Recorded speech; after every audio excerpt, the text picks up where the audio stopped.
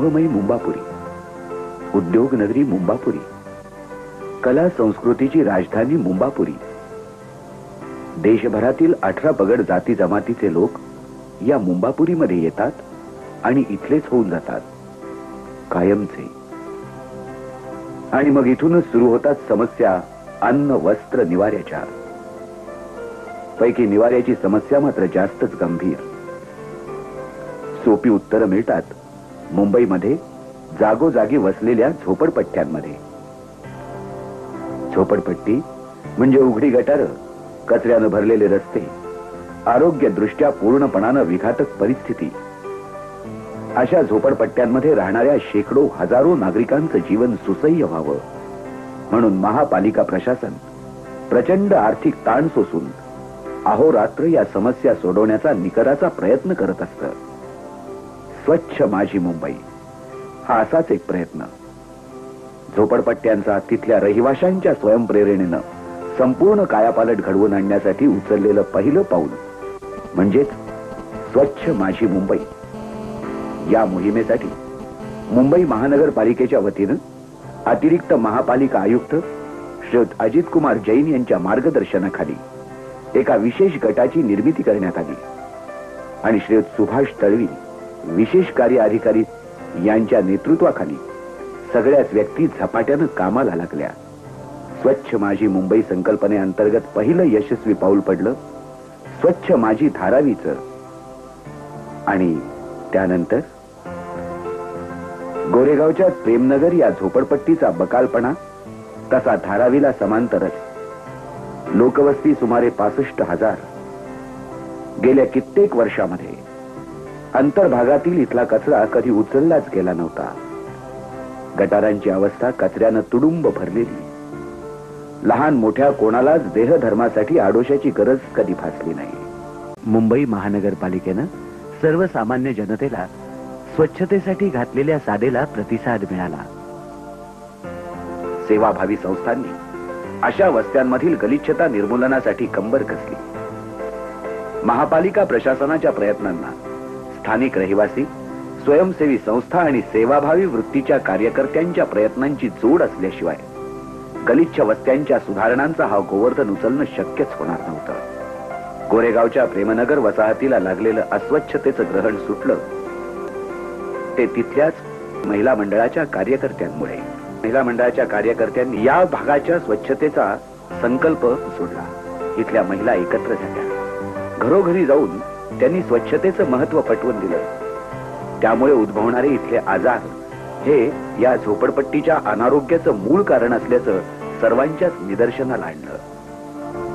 या भागातील रहिवाशांची त्यासाठी मुद्दामूनच मतं जाणून घेणं योग्य ठरलं. 17 साल से मैं इधर रहती हूँ. इधर का माहौल इतना मतलब एक कचरे के हिसाब से गंदा हो गया था कि रहने को भी नहीं होता था. उस ऐसे जगह पे एक गंदा आदमी भी नहीं रह सकता था.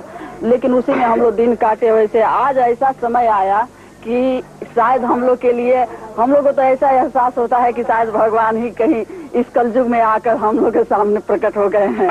प्रेमनगर में बहुत गंदगी रहती थी, दलदल रहता था. आज बहुत सफाई है. यहाँ पे गंदगी इतना थी कि बास मारता था, रुमाल मुंह के ऊपर नाक के ऊपर लगा के चलना पड़ता था. लेकिन सफाई अभियान दलवी साहब लेकर के आए और यहाँ के लोगों ने जो लोगों को समझाए और समझ गए. लोगों ने मिलकर के जो काम किया 15-20 दिन में प्रेमनगर आज एक अच्छे नगर के जैसा देखा जा सकता है. स्वच्छ मुंबई के मुताबिक ये जो प्रेमनगर का साफ सफाई हम लोग ने करने को लगा है, ये साफ सफाई सिर्फ लेबर को लगा के साफ करने का वजह से नहीं हुए. हर एक गली में महिलाओं से मिलके मीटिंग लगा के उन लोग को ये सफाई कैसा संभालना है, ये जो हम लोग ने किया सफाई कैसा संभालना है, इसको कैसा हमेशा कंटिन्यू करने का है.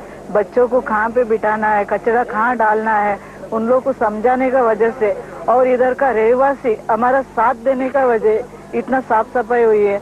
महापालिका प्रशासनाचे अधिकारी, महिला मंडळाचे पदाधिकारी, स्वयंसेवी संस्थांचे कार्यकर्ते यांनी ठिकठिकाणच्या विभागांमध्ये जाऊन सभा घेतल्या. नागरिकांना स्वच्छतेचं महत्व पटवून दिलं, स्वयंशिस्तीचं महत्व पटवून दिलं, स्वयंप्रेरणेचं महत्व पटवून दिलं. हळूहळू नागरिकांमध्ये जागरूकता निर्माण झाली. स्वतःचं घर, परिसर आणि मग आपण राहतो ती वस्ती ही स्वच्छ असल्याशिवाय आपल्याला या भागात सुसह्य जीवन जगता येणार नाही याबद्दल त्यांची खात्री पटली आणि मग सगळ्या नागरिकांनी एकत्र येऊन ठिकठिकाणी स्वच्छतेसाठी शपथा घेण्याचा कार्यक्रम सुरू केला. लहान मुलं महापालिकेच्या अधिकाऱ्यांसह अशी प्रतिज्ञा करतो की आमच्या घरातील सर्व कचरा. इथले नागरिक केवळ शपथ घेऊन थांबले नाहीत. आपल्या घरापासून सुरुवात केलेली स्वच्छतेची मोहीम त्यांनी अखेरपर्यंत राबवण्याचा निर्धार केला.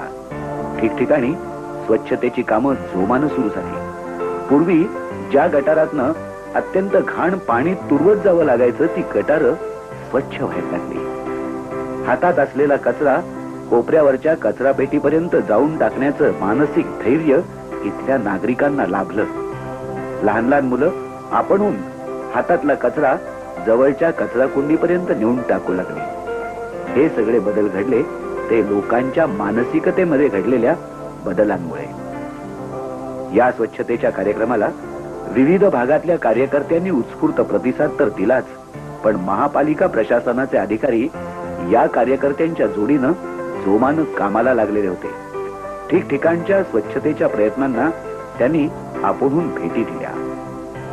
स्वच्छतेचा हा उपक्रम आरोग्यदायी असल्याचं लक्षात आलं ते विविध अधिकाऱ्यांच्या विविध वक्तव्यांमुळे. मुंबई महानगरपालिकेच्या स्वच्छता धोरणामध्ये प्रेमनगर येथील महिला मंडळ आणि तेथील जे रहिवाशांनी जो सहकार्य दिलेला आहे तो मुंबई शहरासाठी एका प्रकारचा आदर्श आहे. आपण दररोज मुंबई शहरामध्ये साधारणपणे 5000 टन कचरा गोळा करत असतो आणि हे करून सुद्धा आपल्याला असं पाहायला मिळतो की झोपडपट्ट्यामध्ये किंवा रस्त्यावर ठिकठिकाणी कचरा टाकला जातो. नाल्यामध्ये देखील अनेक ठिकाणी मोठ्या प्रमाणावर कचरा आपल्याला दिसतो.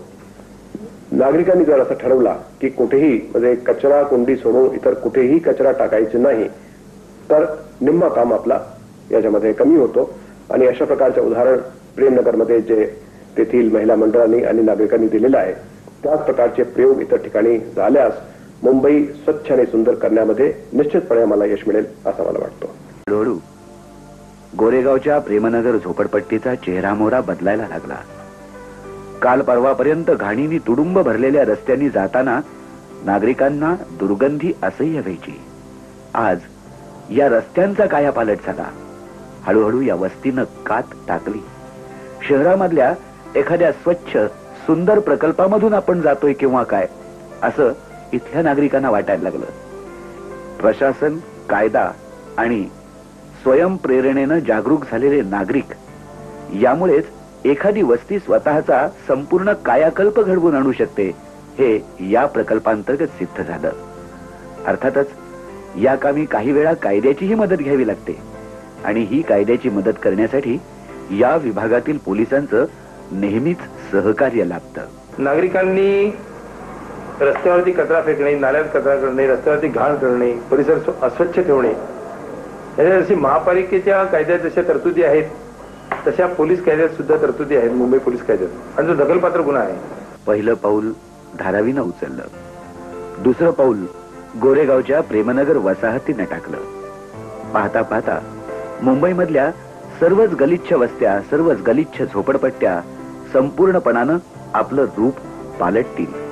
जुनी अस्वच्छतेची कात टाकून देतील.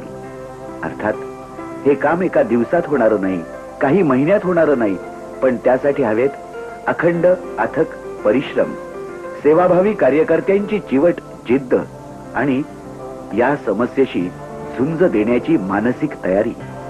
महापालिका प्रशासन अशा स्वयंस्फूर्त प्रयत्नांना प्रतिसाद देण्यासाठी नेहमीच सज्ज असतं.